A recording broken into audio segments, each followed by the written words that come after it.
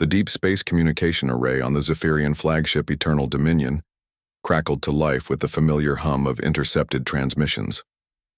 Communications Officer Zektar adjusted his sensory equipment, his four eyes focusing on the data, streaming across his console. Another primitive world had been discovered, this one broadcasting crude radio waves into the void like a beacon calling for conquest. Emperor Vexthul, Zektar called across the bridge, his voice carrying the excitement of a predator who had spotted easy prey. We have found another world ripe for harvest. The massive form of Emperor Vexthul rose from his command throne, his scaled hide glistening under the ship's artificial lighting. At 12 feet tall and weighing nearly a ton, he was an impressive sight even by Zephyrian standards. His empire stretched across 7 star systems, and 43 species had learned to kneel before his might. This would be number 44. "Show me," Vexthul commanded, his deep voice rumbling through the bridge. The main screen flickered to life, displaying a small blue and green world orbiting an unremarkable yellow star. The planet looked peaceful from space, with swirling white clouds and vast oceans. But the radio transmissions told a different story. The inhabitants were constantly fighting among themselves, their primitive broadcasts filled with reports of wars, conflicts, and territorial disputes. "They call themselves humans," Zektar reported, reading from his analysis. "Their technology is crude. They have barely achieved basic spaceflight. Most of their weapons still use chemical explosives. They appear to be divided into nearly 200 separate political groups that fight constantly among themselves." A ripple of laughter ran through the bridge crew. War Commander Thexval, Vexthul's most trusted general, stepped forward to examine the data more closely. His battle-scarred face bore the marks of 100 conquered worlds, and his experience had taught him to assess threats quickly. "Their largest weapons appear to be fusion-based," Thexval observed, his tone dismissive. "Primitive nuclear devices. Their space vessels are chemical-powered and can barely reach their own moon. They have no energy shields, no plasma weapons, and no faster-than-light travel. This will be over before the morning meal." Emperor Vexthul studied the planet for several minutes, watching the humans' transmissions flow across the screen. News reports showed their endless conflicts, their political divisions, their struggles with poverty and disease. These creatures were not only primitive but also hopelessly fragmented. They would crumble at the first show of superior force.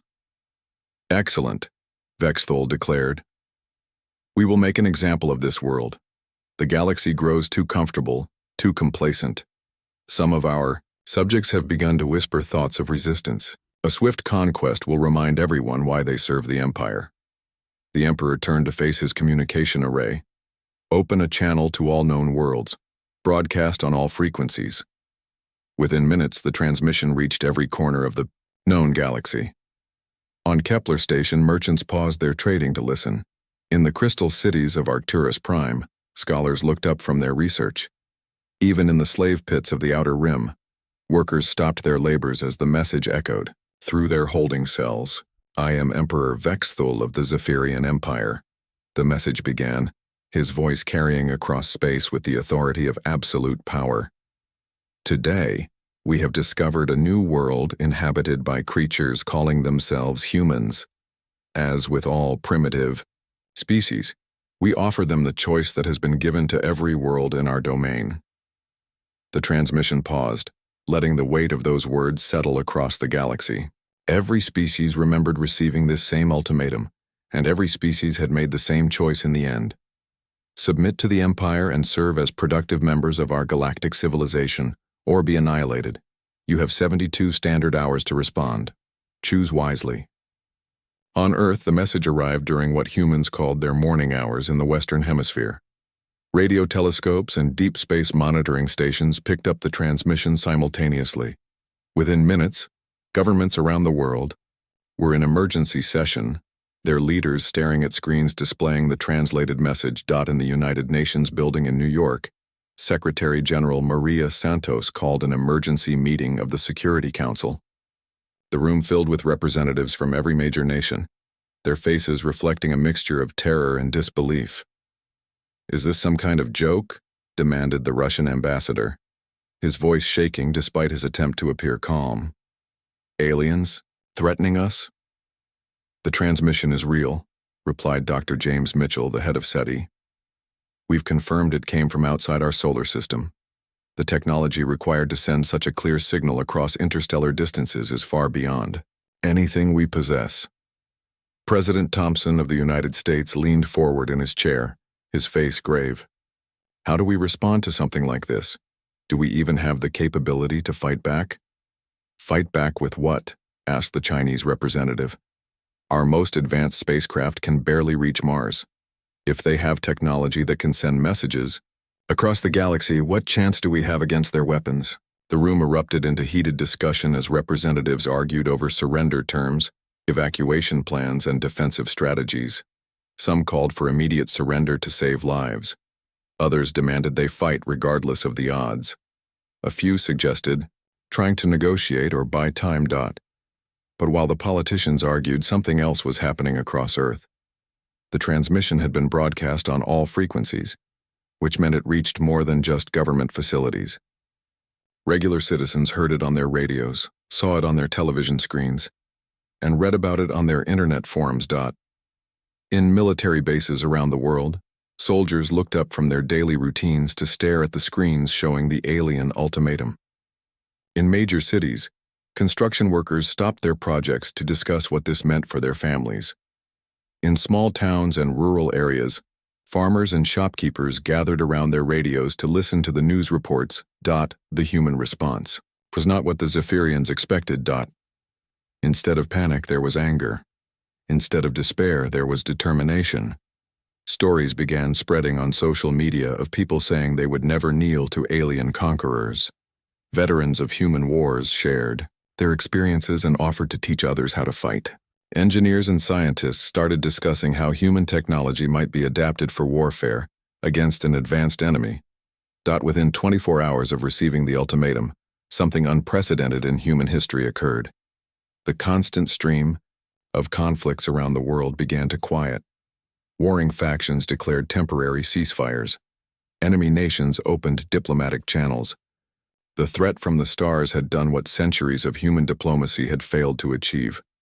It had given humanity a common enemy. General Patricia Hayes, commander of the North American Defense Coalition, stood before a joint session of world military leaders. We have 48 hours left, she announced. 48 hours to prepare for the fight of our lives. I don't know if we can win, but I know we're going to make them pay for every inch of our world they try to take. High above Earth, automated. Space telescopes tracked the approach of the Zephyrian fleet. The enemy ships were still days away, but their energy signatures were already detectable. The fleet was massive, with vessels longer than city blocks and weapons that glowed with barely contained power. On the surface of Earth, humanity prepared for war in the only way they knew how. Together, stubbornly, and with the absolute certainty that freedom was worth any price. The galaxy watched and waited, expecting to witness another swift conquest. After all, it was only humans. War Commander Thexaval stood on the bridge of the assault carrier Iron Judgment, watching the small blue world grow larger on the screen. Around him, his officers prepared for what should be the shortest conquest in Zephyrian history. The human world hung before them like ripe fruit, ready to be plucked. All ships report ready for bombardment, announced his tactical officer. Targets locked on all major population centers and military installations. Thexval nodded with satisfaction. The human response to their ultimatum had been transmitted just hours before the fleet's arrival. Instead of the expected plea for mercy or desperate offer of surrender, the humans had sent a simple 3-word message: "Come and take it." The war commander had laughed when he heard it. Such brave words from such a primitive species. They would learn the price of defiance soon enough. Begin orbital bombardment, Thexaval ordered. Target their capitals and military bases first. Keep some cities intact for the surrender ceremony. The first wave of plasma bolts streaked down from orbit, lighting up Earth's atmosphere like falling stars. The Zephyrian weapons struck with precision, turning military bases into glass craters and reducing government buildings to molten ruins. The bombardment continued for 6 hours, systematically destroying every target the aliens had identified as important. When the firing stopped, Thexavel expected to receive surrender transmissions from the surviving human leaders. Instead, his communications officer looked up with confusion written across his scaled features. "Sir, we're receiving multiple transmissions from the surface. They don't sound like surrender offers. Put them on speaker," Thexavel commanded. The bridge filled with crackling radio chatter in dozens of human languages, but the universal translators quickly converted them to Zephyrian. What they heard made no sense. "Alpha Base is gone, but Team 7 is still operational, moving to secondary position. This is Manufacturing Plant 12. We've got the first batch of improvised launchers ready for deployment. Medical Station 4 reporting. We've treated the wounded from the government building and they're ready to return to duty." Thexavel's confusion deepened. How can they still have organized forces? We destroyed all their military installations. His intelligence officer pulled up a tactical display of the planet's surface. "Sir, it appears the humans evacuated their major facilities before our attack. Their forces have dispersed into smaller units hidden throughout their cities and countryside." "Impossible," Thexavel snarled. "No primitive species has ever shown such coordination. They fight among themselves constantly. How could they organize such a response in just 72 hours? The answer came in the form of surface-to-orbit missiles rising from hidden launchers scattered across the planet. The weapons were crude, by Zephyrian standards, modified from human space launch vehicles and armed with nuclear warheads. Most were intercepted by the fleet's defensive systems, but several struck their targets. The first Zephyrian ship to fall was a supply vessel that took a direct hit from a converted communications satellite loaded with high explosives. The second was a patrol craft brought down by a coordinated barrage of surface missiles. Both ships crashed into Earth's oceans, but not before their crews sent out distress calls that were intercepted by human radio operators. "Deploy ground forces," Thexavel ordered, his confidence beginning to waver. "We'll root out these terrorists and end their resistance quickly."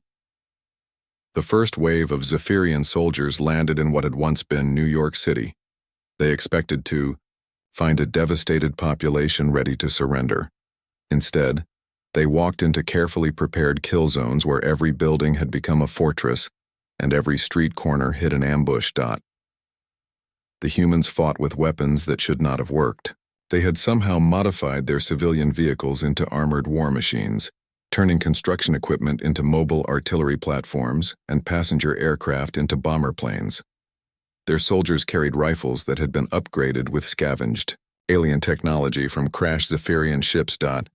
But it wasn't the improvised weapons that surprised the Zephyrians most. It was how the humans fought. Sergeant Stor had conquered worlds across the galaxy, but he had never seen anything like the human defenders.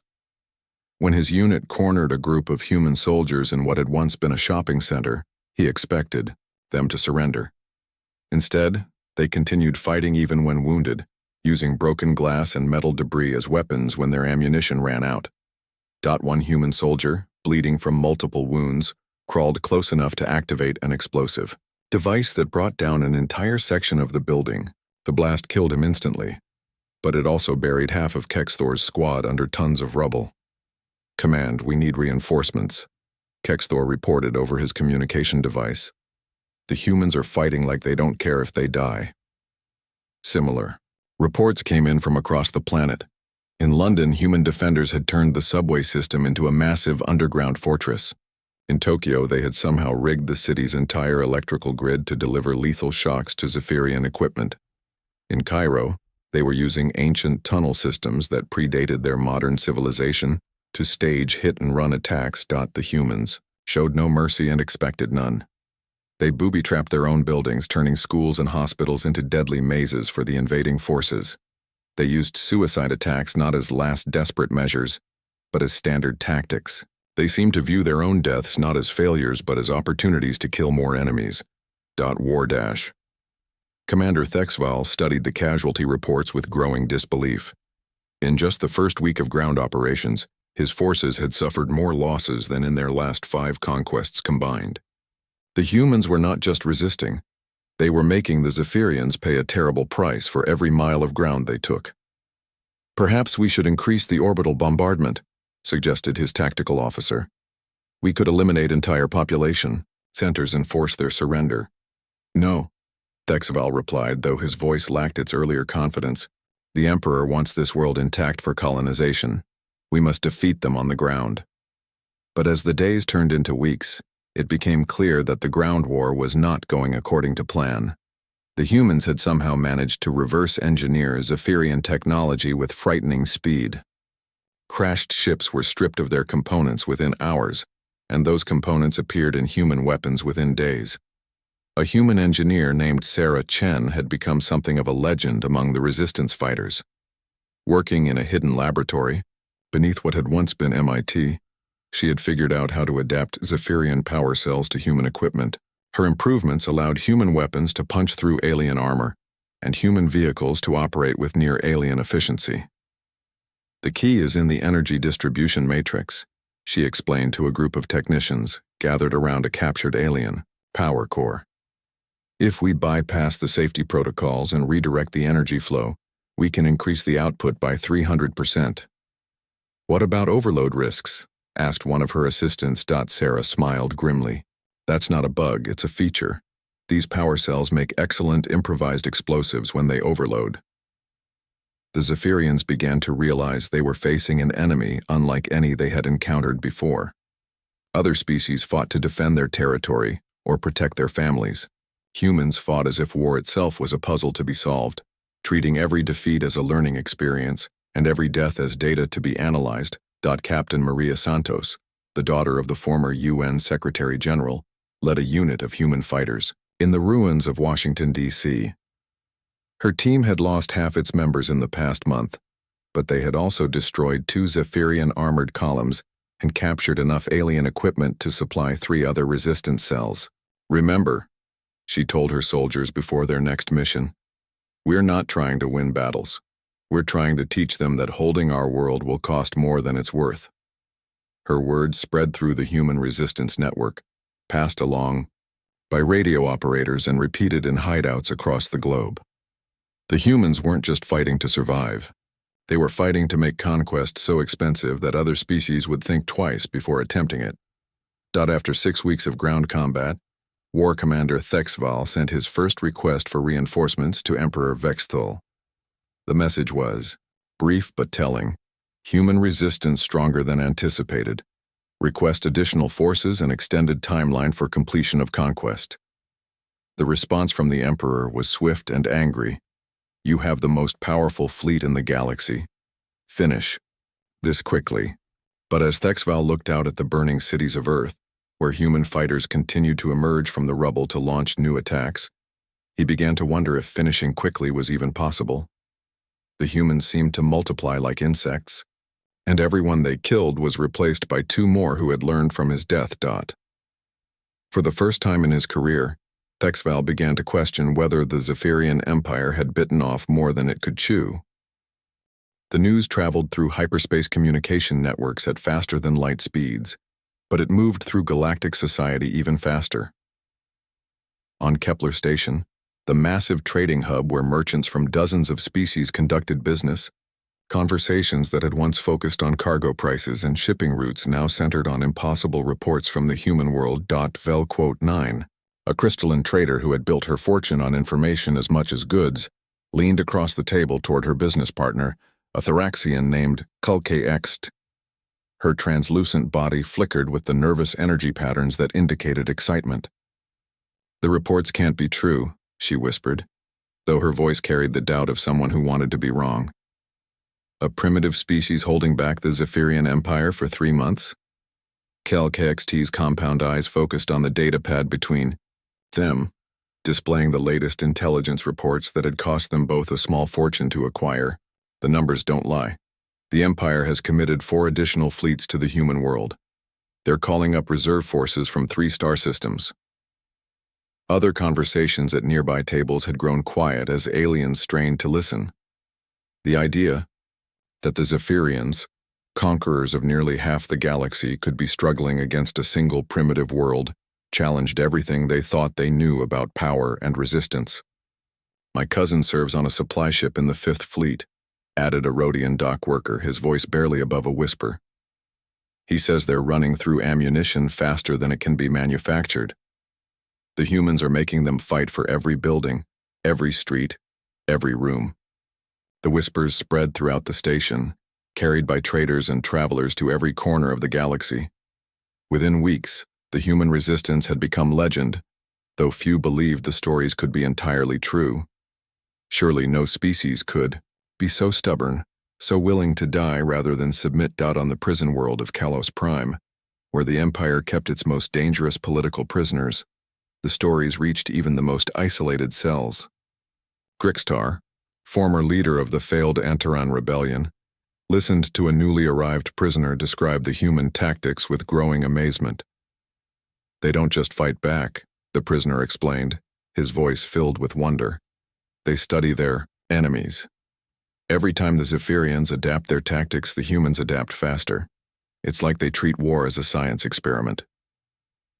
Stor had spent 15 years in this cell, and in all that time, no successful resistance had lasted more than a few weeks against Zephyrian forces. The idea that primitives with chemical weapons and fusion bombs could hold out for months seemed impossible.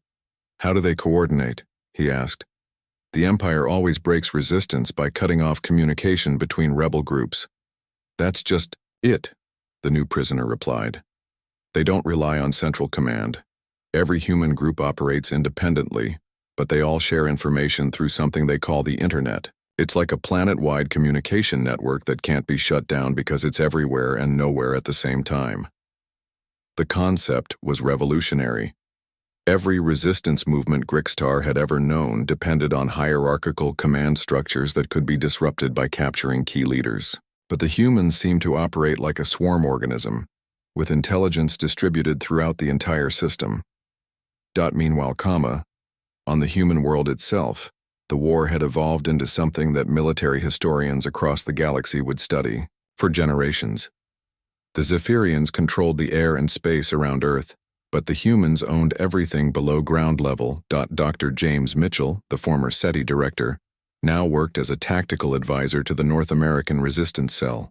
He stood in a converted subway tunnel that had been transformed into a command center, watching status reports flow in from around the globe.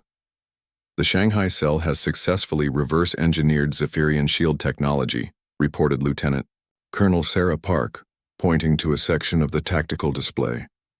They're sharing the specifications with manufacturing teams in Detroit and Mumbai. How long until we have shields installed on our vehicles? Mitchell asked. 72 hours, Park replied. But there's a catch. The power requirements mean each shield generator can only run for about 20 minutes before overheating. Mitchell nodded thoughtfully.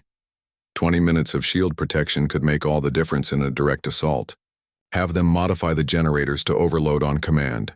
If we can't use them continuously, we'll use them as weapons. This was how humans fought, turning every limitation into an advantage and every defensive measure into an offensive weapon. When Zephyrian jamming systems blocked their radio communications, they developed new methods using light signals and sound waves. When alien sensors detected their heat signatures, they learned to mask their thermal emissions using techniques borrowed from wildlife camouflage. The war was changing both sides, but the humans were adapting faster. Captain Torres of the European Resistance Cell had once been a history professor at the University of Barcelona. Now she led a team of fighters through the sewers beneath Madrid, carrying weapons that combined human engineering with alien technology in ways that made Zephyrian scientists weep with frustration. Remember, she told her team as they prepared for another night raid, we're not just fighting for Earth. Every day we hold out, every Zephyrian ship we destroy, every soldier we kill, we're sending a message to every oppressed species in the galaxy. We're proving that the Empire can bleed. Her words were being broadcast on pirate radio frequencies that reached far beyond Earth's atmosphere. Rebel groups on a dozen worlds had begun copying human tactics, and several had launched their own uprisings against Zephyrian occupation forces. On the industrial world of Gamma Centauri, Kethmar led a group of factory workers in the planet's first successful sabotage operation in 30 years. They had learned from human broadcasts how to turn manufacturing equipment into weapons and how to coordinate attacks without central command. The humans showed us something important, Kethamar explained to his fellow workers as they prepared. Explosive charges in the main assembly plant. You don't have to win every battle. You just have to make the enemy pay more than they're willing to spend. The explosion that destroyed the factory was visible from orbit, and it was followed by similar incidents on 17 other Zephyrian-occupied worlds. The Empire suddenly found itself fighting not just one primitive species, but a galaxy-wide epidemic of resistance inspired by human stubbornness. Emperor Vexthal paced the length of his throne room, his massive form casting long shadows on the polished floor. War Commander Thexavel knelt before him, his armor scarred from months of ground combat on the human world. "Explain to me," the Emperor demanded, his voice echoing off the walls, "how a single primitive world has inspired rebellions on 23 of our occupied planets." "The humans broadcast their tactical manuals on open frequencies," Thexavel replied, his voice heavy with frustration. "They share their plans, their successes, and their failures with anyone willing to listen. It's like they want other species to copy their methods. And our intelligence services couldn't prevent this? My lord, they use a communication method that makes interception nearly impossible. They embed their messages in entertainment broadcasts, commercial transmissions, and even stellar navigation data. By the time we identify the real messages, they've already been received by dozens of worlds." The Emperor stopped pacing and fixed his gaze on his war commander. "What do you recommend?" Thexavel hesitated before answering. In his entire career, he had never imagined having to give the advice he was about to offer. "We should consider negotiating with the humans, my lord. Not because we cannot defeat them, but because the cost of defeating them may be higher than the value of their world. They have turned resistance into a science, and that science is spreading." The suggestion hung in the air like a toxic gas. The Zephyrian Empire did not negotiate with primitives. The Empire conquered, occupied, and absorbed. But as reports continued to arrive of new uprisings inspired by human broadcasts, Emperor Vexthal began to realize that the humans had already won something more valuable than their own world. They had weaponized hope itself. Across the galaxy. In hidden cells and secret meetings, oppressed species gathered around communication devices to listen to the latest news from Earth. They heard stories of humans who turned garbage into grenades, who converted children's toys into communication devices, who transformed their own deaths into tactical advantages. And for the first time in generations, they began to believe that the Zephyrian Empire was not invincible. The humans had done more than survive their first year of war. They had started a revolution that would reshape the galaxy. The maintenance tunnels of the Zephyrian command ship Eternal Dominion had never been designed for combat. They were narrow, poorly lit, and filled with the hum of life support systems that made conversation difficult. But Lieutenant Sarah Martinez found them perfect for what she had in mind. She led her team of 12 through the cramped passages, following blueprints that had been memorized from captured data files. Each team member carried equipment that would have seemed impossible just 2 years earlier. Human-built weapons powered by Zephyrian energy cells, armor patched together from alien materials, and communication devices that could hack into the AI ship's own network. Sarah had been a high school history teacher in Phoenix before the war began.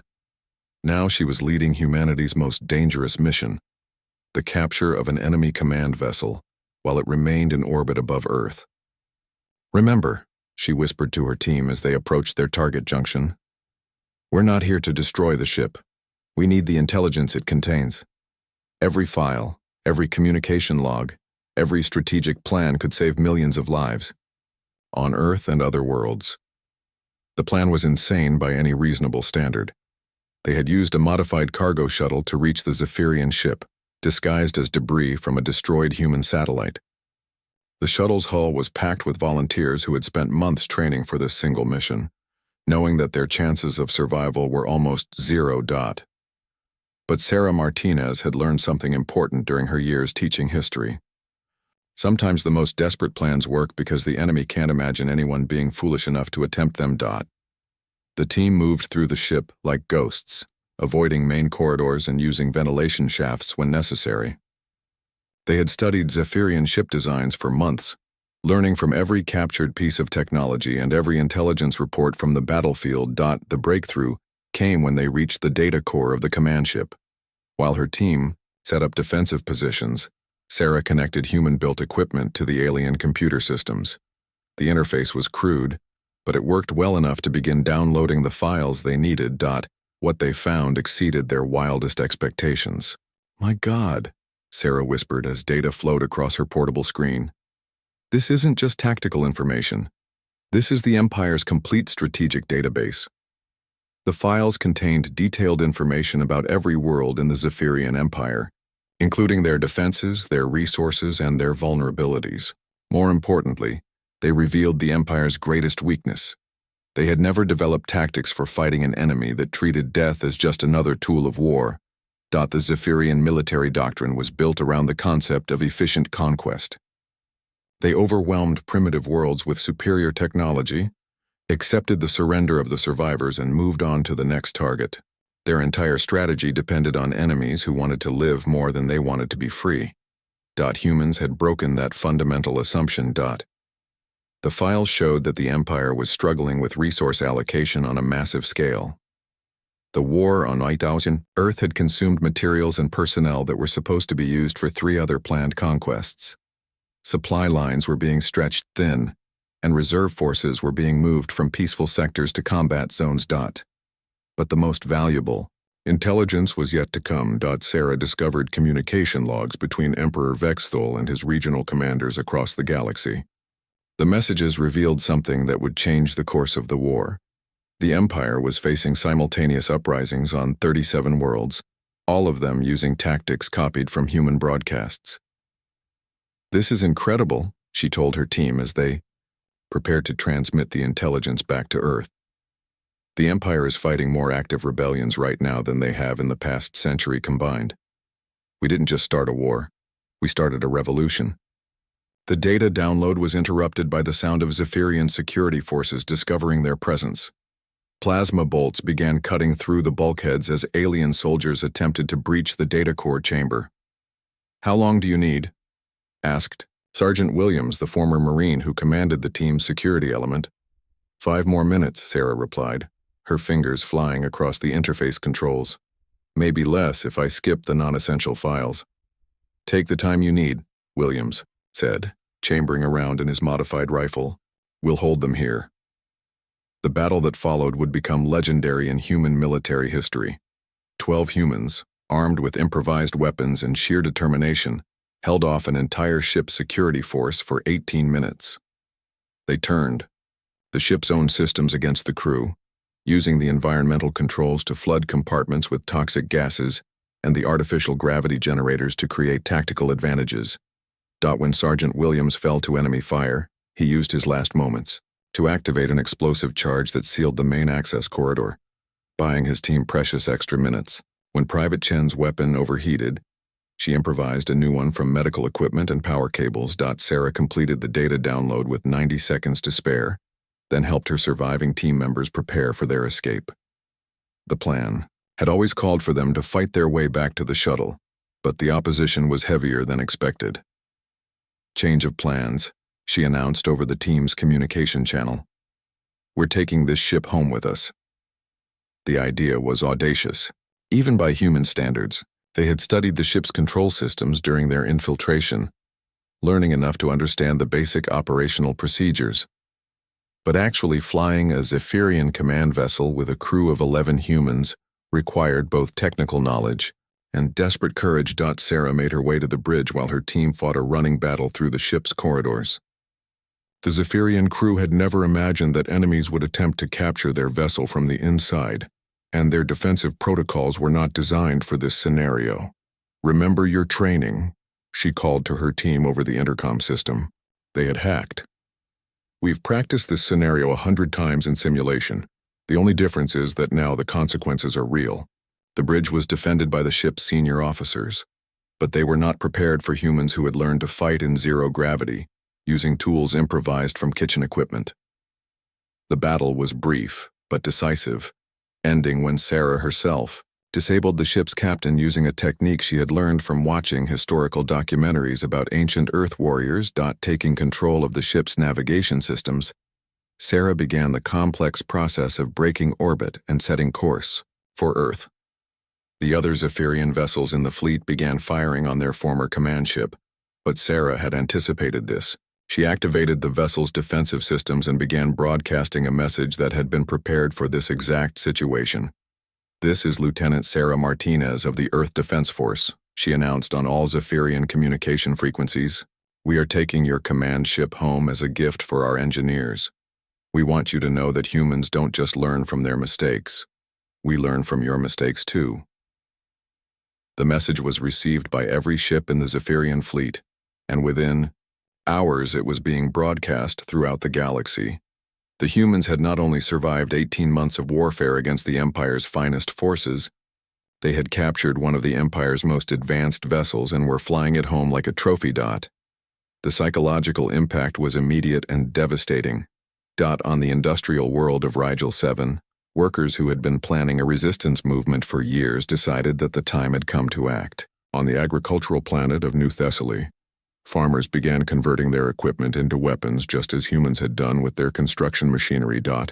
Even on the Zephyrian homeworld itself, there were reports of civil unrest as some citizens began to question whether an empire that could be embarrassed by primitives deserved their loyalty. Emperor Vexthul received the news of the captured command ship while meeting with his senior advisors. For the first time in his reign, the throne room fell completely silent as the implications of the loss became clear. "How many of our strategic secrets were on that ship?" he asked quietly. "Everything, my lord," replied his intelligence chief, his voice barely audible. "Fleet positions, supply routes, planetary defenses, diplomatic communications. The humans now know as much about our empire as we do." The Emperor stared at the tactical display showing the captured ship's course toward Earth. The humans had done something no enemy had ever accomplished. They had turned the Empire's own strength against itself. "Send a message to War Commander Thexval," Vexthul ordered, his voice heavy with the weight of indecision that would reshape galactic history. "Tell him to prepare for negotiations." The words felt like poison in his mouth, but the alternative was clear. The humans had not just won a battle. They had demonstrated that the Zephyrian Empire's entire approach to conquest was fundamentally flawed. When faced with an enemy that refused to accept defeat. As the captured ship entered Earth's atmosphere, Sarah Martinez looked down at her homeworld, through the bridge's main viewing screen. The planet still bore the scars of 18 months of warfare, but it was free, and it would remain free. More importantly, the intelligence they carried would help ensure that other worlds could win their freedom too. The humans had proven something that would echo through galactic. The Treaty of Terra was signed in what had once been the United Nations building in New York, though the structure had been rebuilt 3 times during the war. The ceremony took place exactly 3 years after the first Zephyrian ultimatum had reached Earth, and representatives from 47 species attended to witness what many considered impossible. The Zephyrian Empire, formally recognizing a primitive world as an equal galactic power. Emperor Vexthul himself came to Earth for the signing, his massive form looking diminished as he sat across from human negotiators in a room where his species' weapons had once reduced buildings to rubble. The human delegation was led by Dr. Elena Rodriguez, a former sociology professor who had become one of humanity's most skilled diplomats during the long months of war. The Empire recognizes the sovereignty of the human species and their right to govern their homeworld without interference, Vexthul stated formally, his voice lacking the commanding tone that had once terrified entire star systems.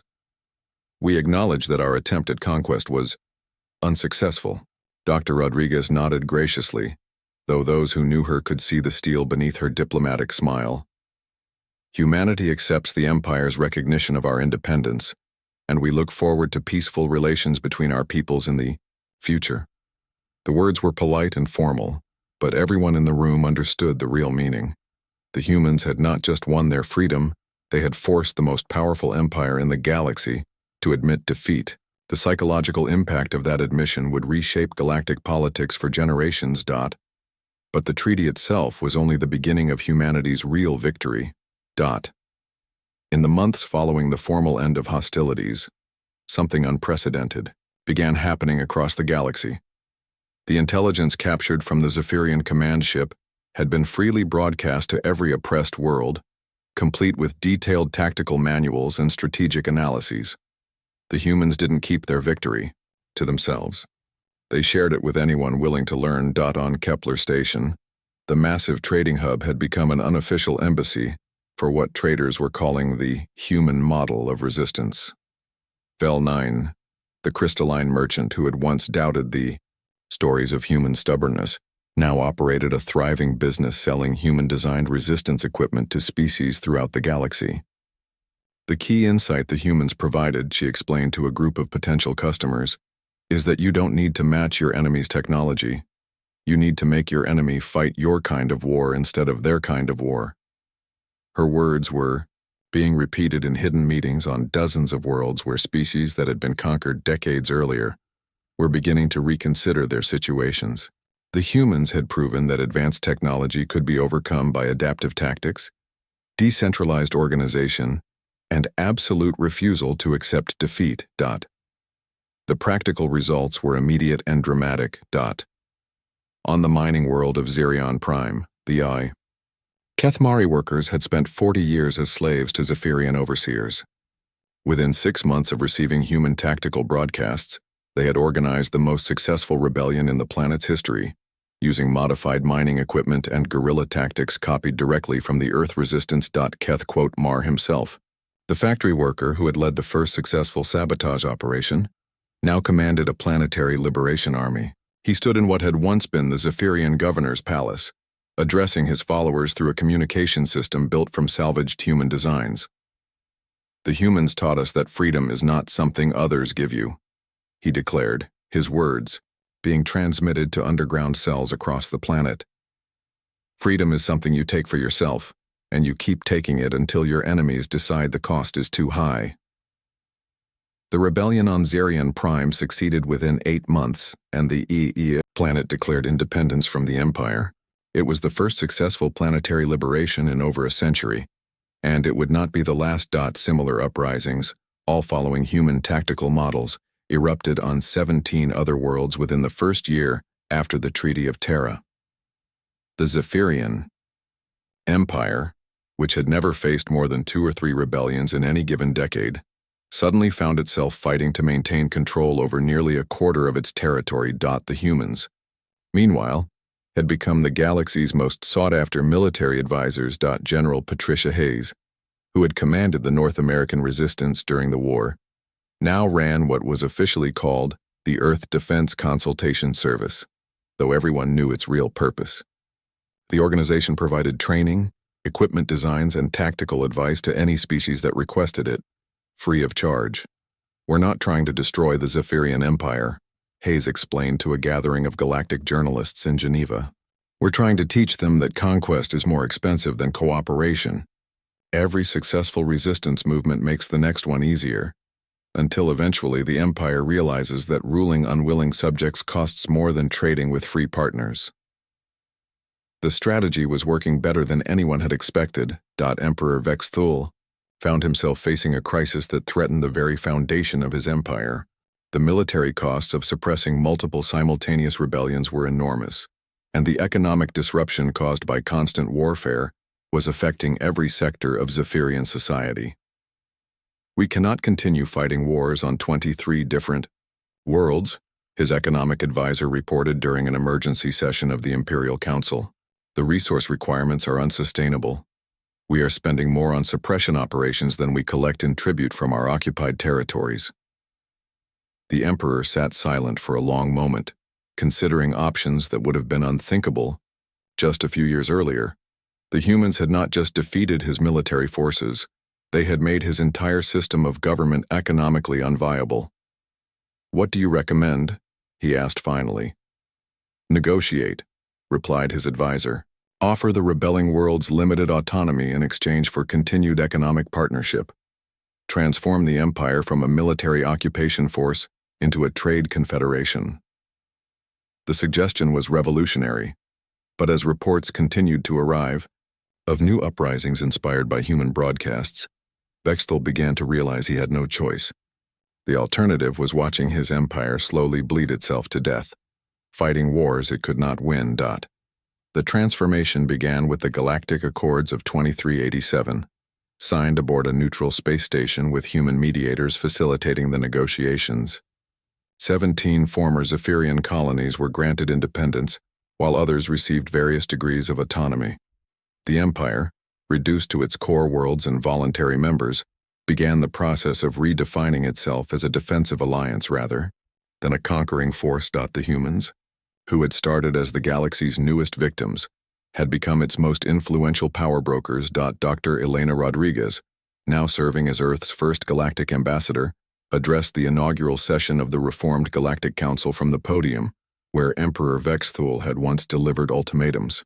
3 years ago, the galaxy laughed when humanity received its first contact in the form of a death sentence. She began, her words being translated into dozens of languages for species across known space. Today, we gather as equals to discuss the future of our shared galactic community. She paused, letting the weight of that transformation settle over the assembly.